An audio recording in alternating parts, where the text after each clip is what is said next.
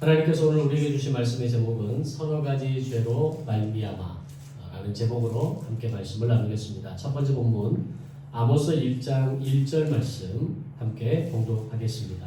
시작. 유다 왕 우시아의 시대 곧 이스라엘 왕 요아스의 아들 여로보암의 시대에 지진 전 2년에 드고와 목자 중 아모스가 이스라엘에 대하여 이상으로 받은 말씀이라. 아멘. 2장 1절 말씀 시작. 여호와께서 이와 같이 말씀하시되 모압의 서너 가지 죄로 말미암아 내가 그 벌을 돌이키지 아니하리니 이는 그가 에돔 왕의 뼈를 불살라 죄를 만들었음이라. 아멘. 북이스라엘의 여로보암 왕조가 세 번의 쿠데타로 인해서 멸망한 이후에 오므리 왕조가 세워지지만 오므리 왕조도 결국 무너지고 새로운 예후 왕조가 시작됩니다. 오므리 왕조 때에 북이스라엘의 나라의 기틀이 마련되었다라고 지난주에 말씀드렸습니다. 만약 그랬다면 예후 왕조는 북이스라엘에게 있어서 가장 번영의 기틀을 완성해냈던 그런 시기가 바로 예후 왕조이고 그때의 왕이 여로보암 2세의 무렵이었습니다.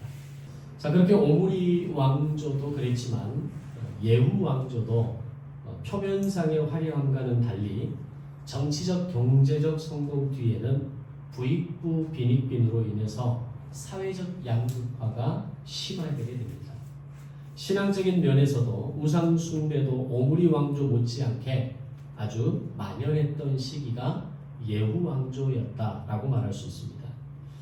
이때도 역시 하나님은 하나님의 방법을 사용하셔서 북이스라엘에 여러 선지자들을 보내시고 제사장 나라의 회복과 사회의 정의와 공의에 대해서 선포하게 하십니다.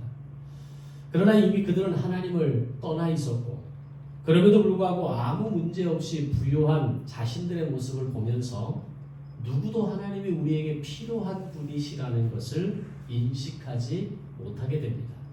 심지어는 북이스라엘을 둘러싸고 있는 국제 상황을 보더라도 아람과 아수르, 남유다, 애굽이 각각 동남북에 대치한 상황에서 사실은 그 자체가 팽팽한 국제 정세의 긴장 관계에 있었다라고 말할 수 있는데도 불구하고 그들은 이런 위기를 전혀 실감하지 못하고 있었다는 겁니다. 이것은 마치 오늘 우리의 인생에 살아가는 나의 모습을 그대로 보여주는 거울과도 같은 겁니다. 지금 우리의 인생이 얼마나 위태하고 불안한지 전혀 인식하지 못하고 살아가고 있습니다. 나에게 아무런 문제가 없다라고 생각하고 나의 삶에 어떤 위기가 느껴지지 않을 때 마치 나에게는 그런 어떤 위기와 어려움이 저 멀리 떨어져 있다라고 생각하고 살아가는 것과 같은 것입니다. 그래서 특별히 내 삶이 평안하고 내 삶에 큰 문제가 없을 때 어쩌면 우리의 마음 한편 가운데에는 하나님이 나와 함께 하시지 않아도 하나님이 나와 동행하지 않아도 하나님이 내게 능력 주시지 않아도 나는 충분히 즐겁고 행복하게 살 수 있다라는 생각을 하고 있는 바로 우리 나의 모습이 오늘 본문에 나타나는 저들의 모습과 별다를 것 없다라는 겁니다. 이런 나를 고치시고 회복하시기 위해서 하나님은 우리를 부르시고 오늘 우리에게 말씀하십니다. 하나님과 나의 친밀한 관계가 회복되어지기를 하나님은 기대하고 계신다라는 겁니다. 그래서 때로는 우리의 인생에 은혜를 부어주시기도 하고 때로는 광야를 배열하시기도 하고 나를 고난과 어려움에 처하기도 하시지만 이 모든 밑바탕에 있는 중요한 본질은 우리를 향한 하나님의 열심이 있다는 겁니다. 즉 하나님의 사랑이 그 밑바탕의 본질로 세워져 있고 그 위에 하나님의 은혜와 때로는 고난과 광야를 배열하심으로 인해서 하나님이 우리를 향해서 강력한 기대는 나와 친밀한 관계가 되자라고 하는 것입니다. 마치 북이스라엘에 대해서 하나님께서 오므리 왕조 때 엘리야, 엘리사 선지자를 보내셔서 북이스라엘이 죄에서 돌이켜 제사장 나라의 사명을 감당하기를 촉구하시고, 그리고 가장 경제적 번영기를 이루었던 예후 왕조의 여로보암 2세 때에 하나님의 선지자들을 보내셔서 그들을 경고하시는 이유도 바로 이런 이유가 되는 것입니다. 그럼에도 불구하고 그들은 끝까지 죄에서 돌이키지 않고 하나님을 떠난 삶을 살아가게 됩니다. 자, 그때 하나님께서 다시 북이스라엘에 보낸 선지자가 바로 아모스 선지자였습니다. 아모스는 당시 베들레헴 남쪽 8km 거리에 위치한 남유다의 성읍인 드고아의 목자이자 뽕나무를 재배하던 농부였다라고 이야기합니다. 오늘 여기서 알 수 있는 몇 가지 사실은 그가 북이스라엘 사람이 아니라 남유다 사람이라고 하는 것, 그리고 그는 뽕나무를 재배하던 일개 농부의 신분이었다라고 하는 겁니다. 물론 이 마지막 세 번째 사실에서 언급하는 그가 가진 이 농부의 신분이 선지자로서의 그럼 결격 사유가 되는 것이냐라고 말을 했을 때는 그렇지는 않습니다. 그러나 어쨌든 오늘 이 아모스와 같은 사람이 선지자로 세워졌다라고 하는 이 자체가 우리에게는 조금 낯설게 다가오는 것은 분명하다라는 겁니다. 왜냐하면 성경에 언급되는 선지자들의 보편적인 가문을 보면 제사장 가문이거나 왕족인 경우가 많았습니다. 그렇다면 이런 아모스에 대한 몇 가지 사실이 우리에게 말해주려고 하는 것은 과연 무엇일까요? 어쩌면 북이스라엘에는 선지자다운 선지자가 없었다라는 겁니다. 하나님은 드고아의 농부 아모스를 데려다가 사용하셔야 할 만큼 북이스라엘의 상황은 매우 급박했다라는 겁니다. 특별히 이 북이스라엘 선지자의 오므리 왕조와 예후 왕조 때 활발하게 일했던 하나님께서 보냄을 받았던 선지자들의 이름이 엘리야, 엘리사, 아모스, 요나 이런 선지자들의 이름이 등장합니다. 그런데도 불구하고 그 많은 선지자들이 제사장 가문이거나 왕족 가문임에도 불구하고 오늘 농부였던 아모스를 갖다 쓰셔야 되는 이유, 그것은 그만큼 북이스라엘의 상태는 위급한 상황이었고 위기에 직면해 있었다라고 말할 수 있는 겁니다. 자, 이렇게 하나님의 부르심을 받은 아모스는 북이스라엘까지 가서 많은 사람들 앞에서 하나님의 말씀을 대언하기 시작합니다. 그런데 오늘 여기서 우리가 생각해 볼 것은 사실 이런 여러 가지 핸디캡을 가지고 있는 아모스의 입장에서 과연 북이스라엘로 가서 하나님의 그 심판의 예언의 말씀을 전하는 것이 과연 쉬운 일이었겠는가라고 하는 겁니다. 아마 그것은 대단히 무섭고 어쩌면 무거운, 정말 하기 어려운 그런 일이 되었을 것이라고 생각합니다. 왜냐하면 북이스라엘의 멸망을 예언하는 아모스를 첩자로 오해받을 수도 있고 국가 소유를 일으키는 반역자로 몰릴 수도 있었기에 만약 이런 상황에서 그가 잡혀서 그의 신분이 남유다 사람이라는 것이 밝혀진다면 그의 생명은 보장할 수 없는 겁니다. 그럼에도 불구하고 아모스는 하나님의 부르심에 순종함으로 북이스라엘로 가서 하나님의 말씀을 대면할 수 있었고 그 말씀을 북이스라엘 백성들을 향해서 선포할 수 있었던 이유가 과연 무엇이었겠느냐라고 합니다. 그것은 하나님의 마음을 알았기 때문이었습니다. 비록 그가 다른 예언자들처럼 훌륭한 가문의 사람은 아니었지만 적어도 북이스라엘을 향한 하나님의 마음이 무엇인가에 대해서 아모스는 꿰뚫어 볼 수 있었습니다.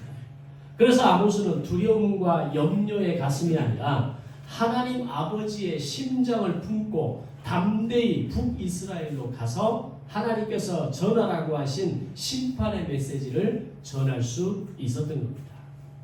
그렇게 아모스는 북이스라엘로 올라갔고 주저하지 않고 이렇게 외칩니다. 오늘 보면 아모스 1장에서 계속해서 반복적으로 언급되는 말이 있는데 그것은 여호와께서 이와 같이 말씀하셨다라는 외침이었습니다.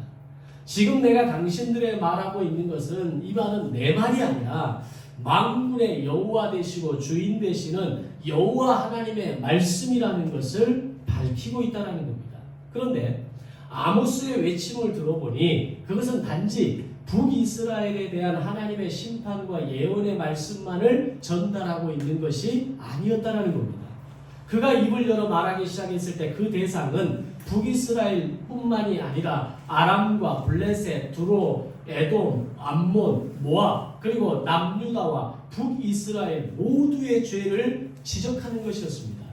지금까지 선지자들이 북이스라엘의 심판에 대해서 북이스라엘을 향한 하나님의 경고의 메시지를 던지는 것이 특징이었다면 오늘 본문에서 언급되는 아모스는 북이스라엘만이 아니라 오늘 아람과 블레셋과 두로 또 암몬, 모압, 북이스라엘, 남유다 이 8개의 나라에 대한 포괄적 심판의 메시지를 전달하고 있다는 겁니다. 다시 말하면 일개 농부였던 아모스를 통해서 하나님께서 전한 심판의 메시지는 당시에 막강한 힘을 갖추고 국가를 완성했던 8개의 나라를 향해서 동시에 너희 나라들은 너희의 죄로 인해서 결국 심판받게 될 것이라고 하는 경고의 메시지를 전하고 있다는 겁니다.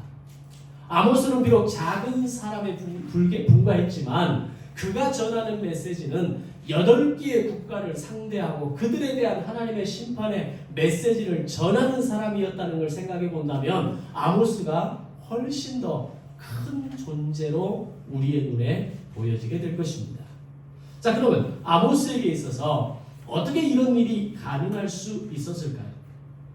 아모스가 보고 있는 것은 이 8개의 나라가 가지고 있는 군사력이 아니었습니다. 가장 앞서 철기 문명을 이루면서 가장 먼저 강력한 국가를 형성했던 블레셋이 아모스의 눈에는 두렵지 않았습니다. 그가 보고 있는 것은 블레셋의 철기 문화와 그들의 강력한 군사력과 그들의 어떤 호전적인 어떤 기질을 보고 있는 것이 아니라 살아계신 하나님의 능력을 보고 있었고 그들이 아무리 강한 나라일지라도 국가 경영의 심판의 주도권은 하나님 손에 있음을 아모스는 알았기 때문입니다. 그리고 그 하나님은 이스라엘만의 하나님이 아니라 온 세상을 주관하시고 심판하시는 창조주 하나님이심을 알았기에 나머지 6개의 나라들을 향해 그 하나님의 창조와 그 어떤 심판과 그 어떤 능력의 고난을 당당하게 선포할 수 있었던 겁니다. 내 아버지가 강한데 내 하나님이 강하고 능력이 많으신 분인데 이 8개의 나라가 아무리 강한 나라들이라 할지라도 아모스는 그 앞에서 쫄지 않았다는 얘기입니다. 그리고 더 나아가 북이스라엘과 남유다를 향해서는 너희가 진심으로 의지할 대상은 결국 하나님께 심판받을 저 이방 나라들이 아니라 오직 하나님 한 분만이 너희가 의지할 하나님이시고 너희의 유일한 힘과 방패이시고 산성이시라는 것을 아모스는 말해주고 있습니다. 만약 이때 북이스라엘이 아모스가 전한 심판의 메시지를 듣고 바로 그 순간 돌이켰다면 북이스라엘의 역사는 그렇게 200년 만에 끝나지 않았을 것입니다. 이것이 오늘 우리에게 주는 중요한 메시지가 있습니다. 하나님이 나를 향해 들려주시는 말씀에 귀를 기울여야 한다는 겁니다. 경고의 메시지를 우리에게 들려주실 때 그 메시지가 내 귀에 들려올 때 내 마음에 감동으로 다가올 때 그것이 나를 향한 말씀이라고 느껴질 때 바로 그 순간 멈출 수 있어야 한다는 겁니다. 그리고 돌이킬 수 있어야 합니다. 지금 현재 나에게 아무런 어려움이 없다고 해서 지금 내가 이것을 선택하고 가지만 내 삶을 흔드는 근본을 흔드는 어려움이 없다고 할지라도 내 삶을 충분히 살피고 영적인 눈과 귀를 열어서 이것이 하나님이 나를 막으시는 것인지 나를 멈추게 하시는 것인지 나를 기다리게 하시는 것인지 볼 수 있는 눈과 귀가 열려 있어야 한다는 겁니다. 만약에 북이스라엘에게 그런 눈이 있었다면 그런 들을 수 있는 귀가 있었다면 북이스라엘의 역사에 대한 기록은 달라졌을 겁니다. 오늘 주시는 말씀 앞에 마음을 열고 말씀을 받아들이시기를 바랍니다. 오늘 주시는 말씀 앞에 순종함으로 결단하는 성도들이 되시기를 주님의 이름으로 축복합니다. 인생을 살아가면서 말씀에 대한 경청과 이 순종의 원리만 놓치지 않는다면 우리는 물론 때로는 실수할 수 있고 때로는 부족하기도 합니다. 그러나 주님이 나에게 들려주시는 말씀에 대한 경청, 그 말씀에 대한 순종의 태도, 그 말씀이 아무리 어려운 말씀일지라도 나에게 하시는 말씀이시라면 내가 따르겠습니다라고 결단하고 나아갈 때 우리는 다시 믿음의 자리, 생명의 자리, 은혜의 자리로 돌이킬 수 있는 것입니다. 바로 그것이 하나님이 우리에게 베푸시는 가장 큰 은혜라는 것을 믿으시기를 바랍니다. 아멘. 자, 이제 아모스는 이스라엘 주변의 6개의 나라와 남유다와 북이스라엘의 죄를 언급하면서 그들에게 임할 하나님의 심판의 메시지를 경고합니다. 그런데 여기에서 재미있는 것은 아모스의 표현 가운데 모든 나라들에 대한 경고의 메시지 앞에 붙는 공통된 문구입니다. 바로 그들의 서너 가지 죄로 말미암아라는 말씀입니다. 이 문구가 가지고 있는 중요한 의미는 하나님은 그들의 한 가지 죄를 꼬투리 삼아서 그들을 멸하시는 분이 아니라는 겁니다. 하나님은 그들이 한 번 실수할 때 가차없이 그들을 쳐서 멸하는 분이 아니라는 겁니다. 하나님은 인생에 대해서 오래 참으시는 분이시지만 그들의 죄가 더해지고 반복되고 많아지는 상황이 되었을 때 결국 그들의 서너 가지 죄로 말미암아 그들을 심판하신다라는 겁니다.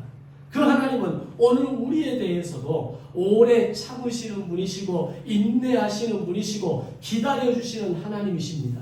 그러나 우리의 한 가지 죄와 연약함이 그것을 무섭게 몰아쳐서 우리를 벌하시는 분이 아니라 우리가 실수할 때 가차없이 몰아치시면서 벌하시는 분이 아니라 하나님은 오늘 우리에게 오래 참으시고 기다리시는 분이라는 겁니다. 그런데 우리의 죄가 멈추지 않고 우리의 죄가 자꾸 켜켜이 쌓여지고 반복되어질 때 결국 하나님은 우리의 서너 가지 죄의 책임을 물으신다는 겁니다. 때로는 우리에게 광야와 고난을 배열하시고 오늘 우리의 삶을 징계하실 수도 있다라고 하는 것을 우리는 알아야 하는 겁니다. 중요한 것은 하나님은 우리가 반드시 돌아오는 것을 기대하시고 언제라도 돌이키고 돌아설 때에 집 나간 막내 아들을 두 팔 벌려 맞아들인 아버지처럼 우리를 향해 팔 벌려 안아 맞이하시는 진정한 아버지 하나님이시라는 겁니다. 이런 하나님의 크신 은혜가 우리를 안아주시는 하나님 아버지의 은혜가 저와 여러분에게 함께 하시기를 주님의 이름으로 축원합니다. 이제 첫 번째로 아모스가 아람에 대한 심판의 메시지를 선포합니다. 첫 번째 본문 1장 3절에서 다메섹의 서너 가지 죄로 말미암아 내가 그 벌을 돌이키지 아니하리니 이는 그들이 철 타작기로 타작하듯 길르앗을 압박하였다라고 말씀합니다. 다메섹은 아람의 수도입니다. 아람의 중요한 죄를 언급하면서 아람 왕 하사엘이 북이스라엘 예후 왕 때 북이스라엘을 침략했기 때문이다 라고 말씀합니다. 자신들이 가진 천리 문명을 바탕으로 북이스라엘의 곳곳을 압박하고 공격하면서 수탈하고 침략했다라는 겁니다. 단지 이것은 북이스라엘에 대한 공격만이 있었던 것이 아닙니다. 이미 그 전에 사울 왕 때 끊임없이 블레셋은 이스라엘을 공격하면서 사울을 힘들게 만들었고 북이스라엘 곳곳을 수탈하고 침략하면서 어려움을 주었던 나라가 블레셋입니다. 이후에 다윗이 강력한 왕권을 붙잡고 군사력을 통해서 통제했을 때 더 이상 블레셋이 이스라엘을 넘보지는 못했지만 다시 역사가 바뀌고 분단 국가가 되고 북이스라엘이 힘이 흩어지기 시작했을 때 다시 한번 블레셋은 이스라엘에 대한 공격을 시작했다는 겁니다. 아무리 북이스라엘이 죄악으로 가득 차고 우상 숭배로 만연했다 할지라도 내 자식이 나가서 다른 사람에게 맞고 돌아오면 부모는 속이 상하는 겁니다. 마치 하나님의 마음이 그런 마음이었습니다. 그래서 아람에 대해서 경고하시기를 북이스라엘을 침략하게 못살게 굴었던 너희를 내가 용서하지 않을 것이고 너희를 심판하겠다라고 말씀한 겁니다. 두 번째로 블레셋에 대한 심판의 메시지를 선언합니다. 본문 6절에서 가사의 서너 가지 죄로 말미암아 내가 벌을 돌이키지 아니하리니 그들이 모든 사로잡은 자를 끌어 에돔에 넘겼다라고 말씀합니다. 아모스는 블레셋의 5대 국가 도시였던 가사, 가드, 아스돗, 아스글론, 에그론 중에 하나였던 가장 강력했던 가사를 언급하면서 내가 가사를 심판하겠다는 하나님의 의지를 전하고 있는 겁니다. 이유는 남유다의 여호람 왕 때에 남유다를 침략했기 때문이라는 겁니다. 이유는 앞에 아람과 같은 것입니다. 하나님은 내 자식이 다른 사람들에게 맞고 피 흘려 돌아오는 것을 볼 수 없었던 겁니다. 그러나 이것은 단지 내 자식에 대한 마음만은 아니었습니다. 하나님은 북이스라엘을 그리고 남유다를 침략하는 이들에 대해서 그들의 죄로 말미암아 그를 징계하시는 분이시지만 동시에 하나님은 북이스라엘과 남유다에게도 다른 나라들을 건드리지 못하게 하셨습니다. 서쪽으로는 지중해를 경계로 삼았고 남쪽과 북쪽으로는 브엘세바와 단을 경계로 삼았고 동쪽으로는 요단강을 경계로 해서 그 이상을 침략하지 못하도록 하게 하셨던 겁니다. 왜냐하면 하나님이 꿈꾸시는 나라는 제사장 나라였기 때문입니다. 이웃을 사랑하고 민족과 민족의 평화를 원하시는 것이 하나님의 마음이었습니다. 따라서 하나님은 단지 내 자식들을 때렸다라고 하는 것이 이유가 아니라 하나님이 꿈꾸시는 제사장 나라의 근간을 흔드는 그 어떤 나라에 대해서도 용납하지 않으시겠다는 의지가 담겨 있었던 겁니다. 결국 블레셋은 이후에 헬라 제국의 알렉산더에 의해서 정복됩니다. 그런데 블레셋의 죄를 심판하신 또 다른 이유가 더 있었습니다. 당시 고대의 힘있는 나라들이 그러했듯이 블레셋 역시 다른 힘없는 나라들을 정복하고 침략하고 수탈하면서 그들은 이웃 나라들을 정복하고 그들의 포로로 잡아온 사람들을 돈을 받고 파는 국제무역을 하고 있었던 나라였다는 겁니다. 노예무역은 제사장 나라의 근거를 흔드는 가장 무서운 죄라는 것을 아모스를 통해서 심판의 메시지를 전하게 하신 겁니다. 근대에서 현대로 넘어오는 시점 가운데 영국은 해가 지지 않는 나라였고 영국은 대단한 나라로 세계를 정복할 만한 어떤 힘을 가진 충분한 나라가 영국 아니었습니까?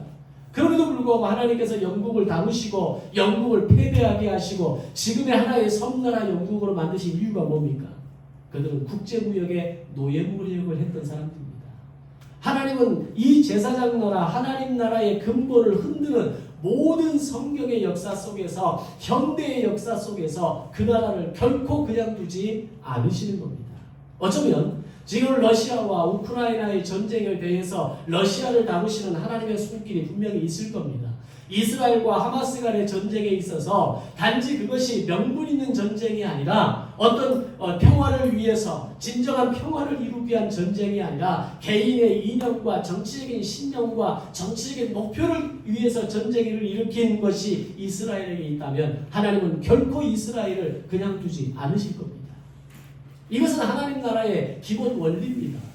성경에서 구약에서 있었던 제사장 나라와 신약으로 이어지는 하나님 나라의 근본 정신이라는 겁니다. 그런데 이 세 번째 블레셋이 노예 무역을 통해서 국제 무역을 통해서 다른 나라를 침략하고 수탈하고 포로로 끌어들이는 일 때문에 하나님은 그들의 서너 가지 죄로 말미암아 내가 너희를 그냥 두지 않겠다라고 말씀하고 있는 겁니다.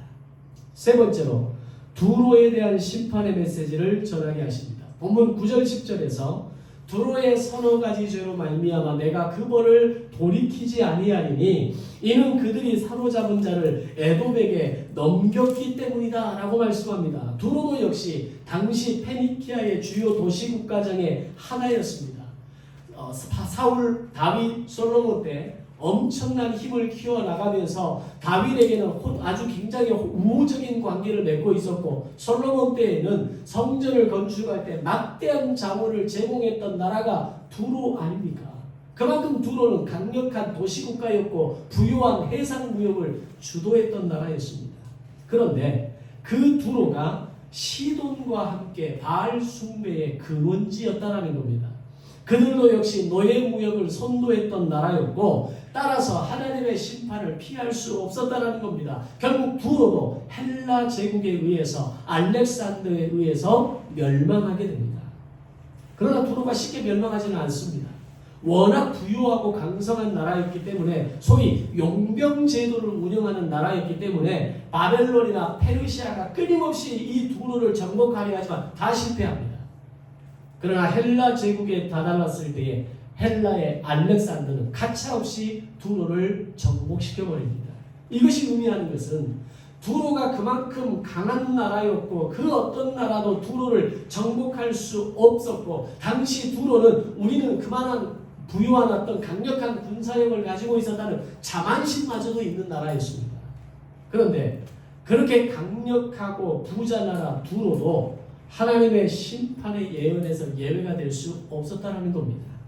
네 번째로 에돔에 대한 심판의 메시지를 전합니다. 본문 11절 12절에서 에돔의 서너 가지 죄로 말미암아 내가 그 벌을 돌이키지 아니하리니 그가 칼로 자기 형제를 쫓아가며 긍휼을 버리며 화를 내며 분을 품었기 때문이라고 말씀합니다. 우리가 잘 아는 대로 에서의 후예가 에돔입니다.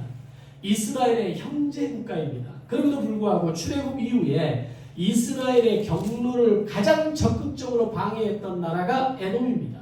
악행을 저질렀고 결정적으로 바벨론 제국이 남유다를 공격하고 예루살렘을 정복할 때 형제인 이스라엘이 아닌 바벨론을 도와줌으로 인해서 바벨론에 의해서 남유다가 멸망하는 데 결정적인 역할을 했던 나라가 에돔이었다는 겁니다. 하나님은 그런 에돔에 대해서 심판을 예고하신 겁니다. 에돔에 대한 심판은 약 900년 후 AD 70년 로마에 의해서 형체도 없이 사라지게 됩니다. 다섯 번째로 암몬에 대한 심판의 메시지입니다. 본문 13절 15절에서 암몬의 서너 가지 죄로 말미암아 내가 그 벌을 돌이키지 아니하리니 그들이 자기 지경을 넓히고자 아이 벤 여인의 배를 갈랐다라고 말씀합니다. 암몬은 모압과 함께 이스라엘을 가장 많이 괴롭혔던 나라 중에 또 한 나라입니다. 그들이 저지른 악행, 심지어는 아이 벤 여인의 배를 갈랐다? 이게 정상적인 사고를 가지고 할 수 있는 일입니까? 아무리 전쟁과 같은 침략과 어떤 전쟁의 승리를 목표로 하는 것이지만 아이 벤 여인의 배를 갈랐다라고 하는 것은 짐승도 하지 않는 일이라는 걸 알아야 됩니다. 과거 일제가 식민지화를 펼쳐나갈 때, 제국주의를 펼쳐나갈 때 그들이 저지른 만행이 이런 만행 아닙니까? 여인의 배를 가르고 여인을 그리고 힘없는 자들을 끊임없이 수탈하면서 그들을 마음대로 죽이면서 그들의 제국주의를 펼쳐나갔던 나라가 일본입니다. 일본에 대해서 하나님 반드시 다루시게 있을 겁니다. 다시 본문으로 돌아와서 그런 그들의 그 모습에 대해서 하나님은 심지어 뭐라고 이야기하냐면 너희는 영원히 여호와의 총회에 들어갈 수 없다라고 이야기합니다. 결국 암몬의 수도 라빠가 바벨론 제국 느부갓네살에 의해서 정복당하게 됩니다. 여섯 번째로 모압에 대한 심판의 메시지를 본문 2장 1절, 두 번째 본문 2장 1절에서 모압의 서너 가지 죄로 말미암아 내가 그 벌을 돌이키지 아니하리니 이는 그가 에돔 왕의 뼈를 불살라 죄를 만들었기 때문이라고 말씀합니다. 민족과 나라를 대적하고 제사장 나라의 정신을 흔들어버린 모압도 결국 암몬처럼 바벨론 제국에 의해서 완전히 멸망당하게 됩니다. 일곱 번째로 남유다에 대한 심판의 메시지를 전합니다. 두 번째 본문 4절 5절에서 유다의 서너 가지 죄로 말미암아 내가 그 벌을 돌이키지 아니하리니 그들이 여호와의 율법을 멸시하고 율례를 지키지 아니하고 그의 조상을 따라 여로보암의 길로 갔기 때문이라고 지적합니다. 남유다의 죄는 앞에 있는 여섯 국가보다 더 강력하고 더 무서운 죄를 범하고 있다는 것을 알아야 했습니다. 왜 그렇습니까? 그들이 범한 죄는 여호와의 율법, 즉 하나님의 말씀을 멸시하고 지키지 않았으며 거짓에 미혹되었고 다윗의 길이 아닌 여로보암의 길로 가는 사람들이었다는 겁니다. 결국 남유다도 BC 586년 바벨론 제국에 의해서 멸망하게 됩니다. 이렇게 북이스라엘을 향해서 나라를 둘러싼 7개의 나라가 이런 심판을 받게 될 것이라는 메시지를 아모스가 전했을 때 북이스라엘은 그것이 얼마나 무서운 하나님의 심판이라는 것을 알아야 했습니다. 그런데 북이스라엘은 깨닫지 못합니다. 저들이 저렇게 강성한데, 저들이 저렇게 아직도 건재한데 어떻게 저들이 멸망할 수 있겠느냐? 웃기는 소리 하지 말아라. 말도 안 되는 소리 하지 말아라. 라고 콧방귀를 꼈을 겁니다. 실제 아모스의 심판이 있자마자 모든 심판이 즉각적으로 이루어지지 않았다는 것을 알고 있지 않습니까? 짧게는 150년의 시간이 지나면서 길게는 약 900년의 시간이 지나면서 이루어졌기에 지금 이 아모스 선지자의 심판의 예언을 듣고 있는 북이스라엘은 사실 피부로 전혀 다가오지 않았을 겁니다. 그러나 하나님의 말씀의 권위와 위엄을 알았다면 그들은 바로 그 자리에서 무릎을 꿇고 회개하고 돌이켜야 했습니다. 그런데 북이스라엘은 끝까지 돌이키지 않았다는 겁니다. 그런 북이스라엘을 향해서 이제 아모스는 북이스라엘에 대한 심판의 메시지를 전합니다. 두 번째 보면 6절 8절에서 이스라엘의 서너 가지 죄로 말미암아 내가 그 벌을 돌이키지 아니하리니 그들이 은을 받고 의인을 팔았으며 신 한 컬레를 받고 가난한 자를 팔았으며 힘없는 자의 머리를 티끌먼지 속에 발로 밟고 연약한 자의 길을 굽게 하며 아버지와 아들이 한 젊은 여인에게 다녀서 거룩한 이름을 더럽혔으며 모든 제단 옆에서 전당 잡은 옷 위에 누우며 그들의 신전에서 벌금으로 얻은 포도주를 마셨다라고 이야기합니다. 이것은 단지 서너 가지의 죄 정도가 아니라 총체적 난국이었다는 겁니다. 첫 번째로 북이스라엘에 대한 심판을 정리해보면 첫 번째로 공의가 사라진 나라가 됐다는 겁니다. 재판관이 불의한 재판을 일삼아서 가난한 자들을 노예로 일삼았으며 부당한 세금을 국민들에게 걷어들이는 폭군의 나라가 되어버렸다는 겁니다. 두 번째로 북이스라엘은 타락한 나라였습니다. 아버지와 아들이 성적인 범죄로 하나님의 이름을 더럽히는 행동을 했다는 겁니다. 세 번째로 북이스라엘은 더 이상 율법을 지키지 않는 나라, 하나님의 말씀을 경외하지 않는 나라, 가난한 이웃에 대한 법과 나시린 법을 지키지 않는 무법천지의 나라가 되어버렸다는 겁니다. 결국 북이스라엘은 어떻게 됩니까? 아모스의 예언대로 BC 722년 아수르 제국에 의해서 멸망하게 되어집니다. 아무리 그들이 한때 강성한 나라였고 주변의 어떤 나라들도 함부로 건드릴 수 없는 부자 나라였지만 그래서 그들은 스스로 우리는 영원할 것이라고 착각했던 나라였지만 역사에서 그들을 더 이상 찾아볼 수 없다는 겁니다. 이유가 뭘까요? 하나님의 그들의 수명을 정하셨기 때문입니다. 내가 너희의 서너 가지 죄로 말미암아 벌을 돌이키지 아니하리니 너희를 반드시 심판하시겠다라고 하는 이 심판의 메시지가 그들에게 전달되어졌기 때문입니다. 그렇다면 오늘 이 8개 나라들을 향한 하나님의 심판의 메시지를 보면서 오늘 나에게 서너 가지 죄가 없는지 돌아보아야 합니다. 오늘 과연 하나님이 나를 향해서 너의 그 서너 가지 죄로 말미암아 내가 그 벌을 돌이키지 아니하리니 내가 너를 징계할 것이고 내가 너를 심판할 것이다라고 하는 이 서너 가지 죄에 나에게 해당되는 죄는 과연 없느냐라고 하는 겁니다. 자, 그런데 오늘 이 8개의 나라에 대한 심판을 가만히 들여다보면 공통된 2개의 줄기가 나옵니다. 첫 번째는 이웃과 민족과 나라에 대한 사랑을 실천하지 못하고 그들을 공격과 사륙과 군림하는 나라들에 대해서 하나님이 심판하셨다는 겁니다. 다시 말하면 오늘 나의 삶에서 이웃 사랑을 실천하지 못하고 그것이 오늘 나의 삶에 있어서 이웃에 대한 사랑과 긍휼의 실천을 하지 못하고 있는 바로 그것이 하나님이 가장 민감하게 다루시는 첫 번째 영역이라는 겁니다. 십자가로 이야기하면 수평적인 영역입니다. 이웃을 용서하지 못하고 이웃을 관대하게 바라보지 못하고 이웃을 내 마음에 품지 못하는 자가 이 8개의 나라들이 가지고 있는 공통된 서너 가지 죄의 하나의 줄기라는 겁니다. 자, 그렇다면 오늘 나의 이웃은 누굽니까? 이웃의 시작은 나의 가족에서부터 시작하는 겁니다. 배우자와 자녀와 부모에 대한 나의 태도와 자세를 점검해야 합니다. 그들을 용납하고 있는지, 그들을 품으려고 노력하고 있는지, 그들에 대해서 하나님의 사랑으로 이해하고 용서하고 사랑하고 있는지를 점검해 보아야 합니다. 이것을 실천하지 못한다면 하나님은 우리에게 너희의 서너 가지 죄로 말미암아 너희의 책임을 묻겠다라고 말씀하고 있는 겁니다. 두 번째는 하나님을 사랑하고 있는지에 대한 말씀입니다.